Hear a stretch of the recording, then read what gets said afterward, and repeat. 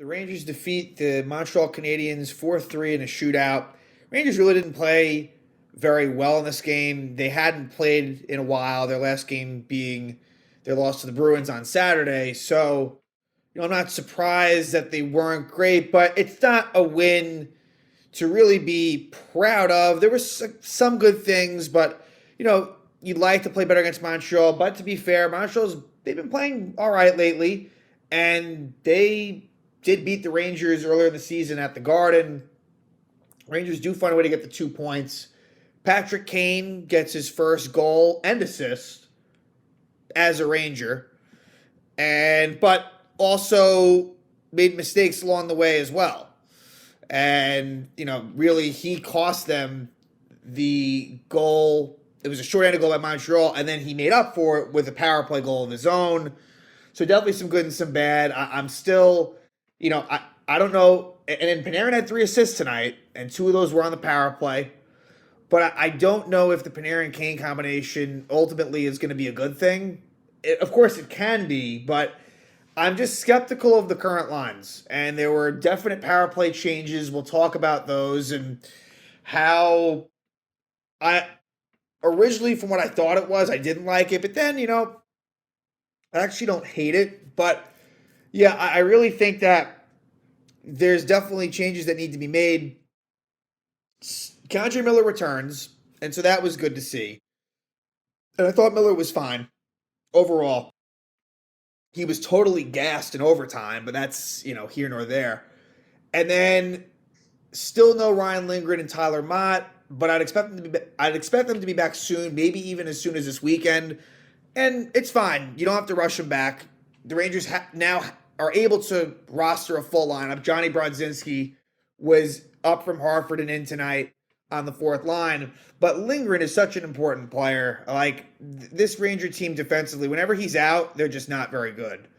And that was the case again today, where, the Rangers offensively, there was definitely opportunities, but I thought the Rangers defensively weren't very good. Shesterkin struggled early, but he did make key saves late. Certainly in the shootout. He was perfect in the shootout. And although, maybe not the best attempts by Montreal, but still. And in overtime, he was good. Like, we've seen Shesterkin this year. The one good thing is as subpar as he's been. I'd call it subpar at this point. He's given up a lot of goals, especially lately. He has found a way late in games to get the job done. So it's not as if he's necessarily choked late. I mean, I'm sure if I were to think about it more, it's happened a little bit. But he's really, in some of the crucial moments, he's come through. And I thought tonight was an example of that, where Igor wasn't really, it wasn't, like a last year performance. However, you did get him really coming up big late. And so maybe he can take something from that. But again, he needs to improve. But just the team defensively just was not very sharp. And, maybe it's because they haven't played in a while. But they should be a motivated team, considering that they haven't really been so good lately.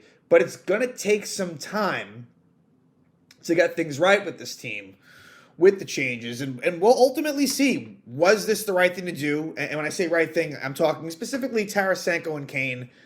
I'm really more all right. I'm more all right with the Tarasenko trade. The Kane one for me is still one that I question. And, tonight he gets a goal and an assist. But again, it came with some bad play. He looks just slow out there. He looks legitimately slow. And so there's concern by me, but I want to try to be patient with it. But I just think that the top 3 lines, I think it would really be good if they could just really mix those up. Kid line included. Lafrenière has been the best of the 3 lately. He scored tonight. It was on the power play, but I think he's been pretty good. But the other 2, Hito and Kakko, I just don't think that they've really been all that great lately. And this is what we've seen from them, where it's hot and cold. And that's kind of happening again. But let's get into the game. Early, Montreal takes an early lead. The Rangers actually never led in this game. They never led until they won it in the shootout. Montreal had the lead each time, but the Rangers would respond quickly in each occasion. So Caden Gooley scores his 4th goal of the season from Gurianov and Pitlick. This was a really bad turnover by Adam Fox.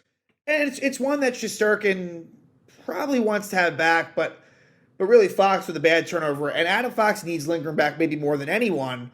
Mikkola belongs on the third pair. Mikkola with Fox has not worked out at all. And you really need to get Mikkola back down on that third pair, like I said, and Lindgren with Fox will do a whole world of good in more ways than you can even imagine. But the Rangers, they draw a power play, and Jimmy Vesey is slashed by Goulet, and the Rangers score on the power play. It's Lafrenière, his 14th goal of the season from Fox and Panarin. So a shot by Fox deflected by Lafrenière. So let's talk about the power play situation now.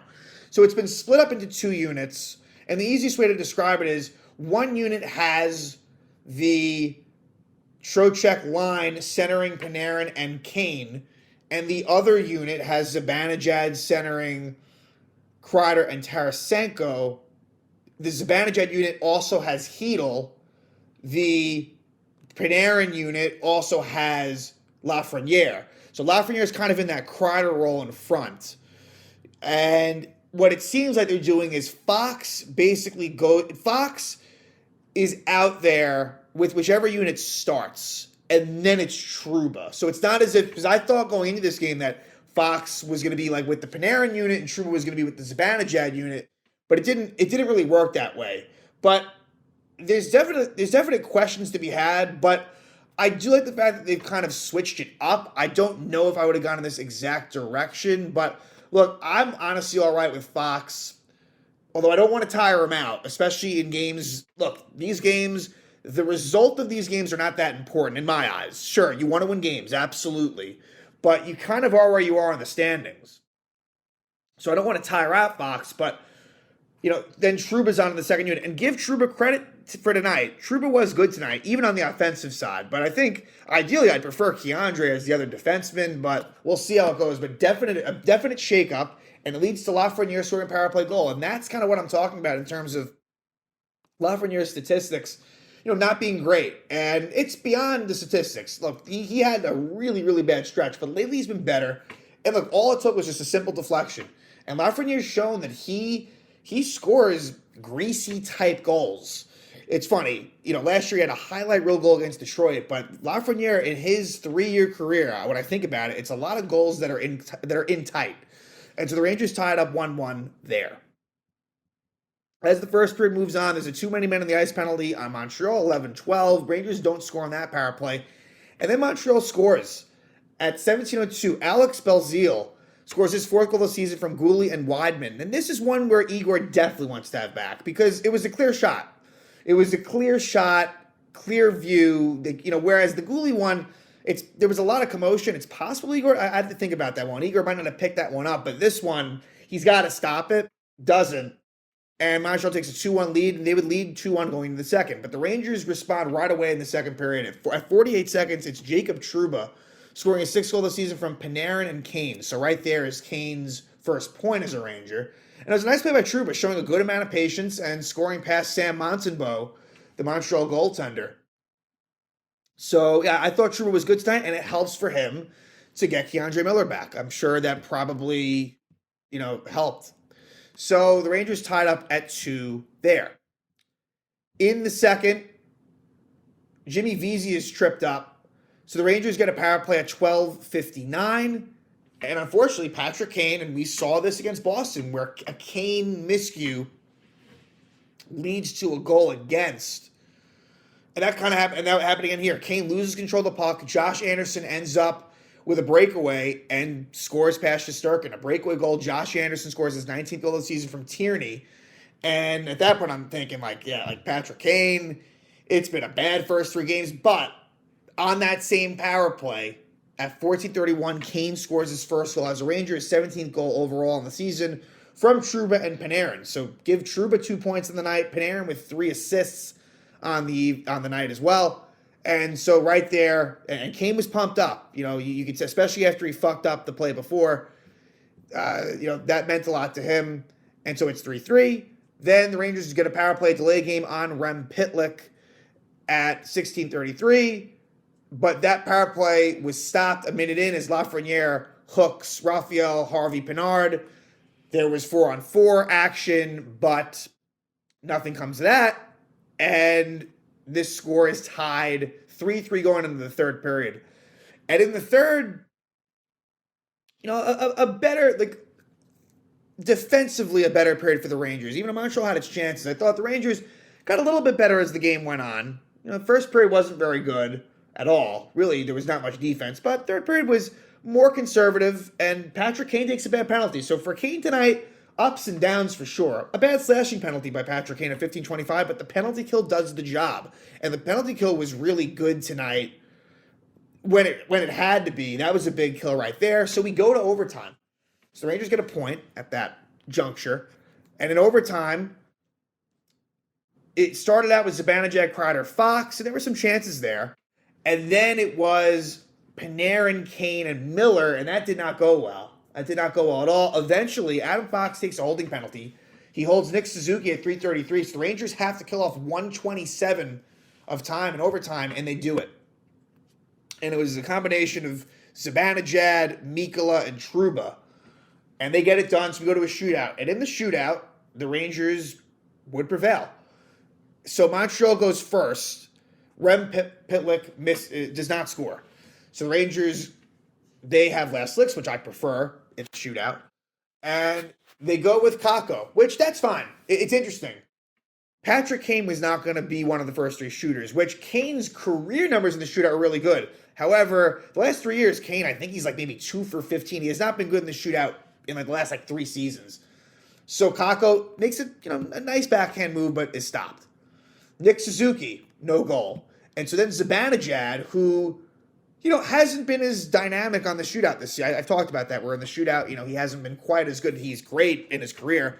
Makes a really nice move and scores. So Mika gets the goal in the shootout, and then all it takes is a save by Shesterkin against Alex Belzile, which he does. So it doesn't even get to Panarin, which I'm assuming it would have been next up for the Rangers. The Rangers win it in the shootout. They win 4-3 at Montreal. So next up, they will take on Buffalo, who just allowed 10 goals. Yeah, 10 to the Dallas Stars at home. So on the one hand, Buffalo, I think realization is kind of setting in on Buffalo where, it was looking like they had a good chance to make the playoffs. I don't think that's going to happen now, but that's going to be a motivated Sabre team. They just got totally embarrassed. You have 10 goals, so the Rangers got to be ready. And the Rangers have actually, weirdly, and the Rangers have, 18 games left in the season? Yeah, they have not played Buffalo yet, which is a weird just scheduling quirk where they still have 3 games remaining versus Buffalo. This is actually the first time they face in the season. There's a lot of young talent, and, I would expect it to be somewhat high scoring. And then the Rangers go to Pittsburgh on Sunday, and that'll be an interesting game only for the fact that the Rangers play Pittsburgh 3 times that week. 2 of them are at the Garden Thursday and Saturday, which is also really rare. It reminds me of the weird 2021 season where you would play a team in the same venue 2 games in a row. So that's going to be weird. 2 games at the Penguins at MSG Thursday and Saturday. But first, they play at Pittsburgh on Sunday. So this little road trip continues, and, it won't be easy. It won't be easy. Like I said, at Buffalo, on the one hand, they're kind of spiraling as I see it, but also that's going to be a motivated team. And then Pittsburgh is close to the Rangers in the standings. They're 7 points back. However, I don't see Pittsburgh catching them. I just don't. But even if they do, it doesn't change the landscape all that much unless you are dead set on wanting to face the Devils more than Carolina, because if you're in the current Rangers spot, the Devils would seem more likely, but they're close enough to Carolina where it could change. And if you drop to the Pittsburgh, let's just say you drop to the wild card 1 spot, then Carolina becomes more likely. You stay in that same Metro bracket. Where things really would get extremely dicey is if you somehow drop to the wild card 2 spot and landed on Boston. I do not see that happening. And like I've said, I really see the Rangers staying in this number 3 spot, which is why, to me, again, the results of these games, as I'm watching them, I want them to play well, right? So to me, that's the most important thing, is just them gelling as a team and getting going at the right time. Wins and losses at this point, they don't feel all that important, but it was good to get this win here because, the Rangers have been struggling lately. Again, they go to Montreal, Patrick Kane finally is on the score sheet, gets a goal and an assist, and the Rangers win 4-3 in the shootout.